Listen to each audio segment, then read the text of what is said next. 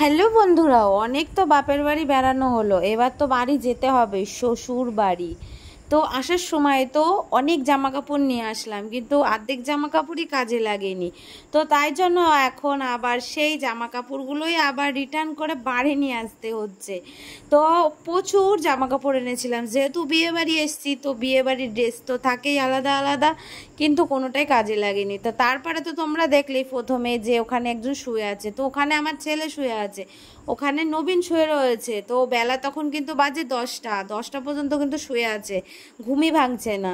এবার বাড়ি যেতে হবে না, তো তাই জন্য ঘুমই ভাঙছে না। তো এত জামা কাপড় দেখে আমার কিন্তু মাথাটা খারাপ হয়ে যাচ্ছে। আর বৃষ্টির মধ্যে তো খুব খুব বাজেই হলো বিয়ে বাড়িটা, খুবই বাজে হলো।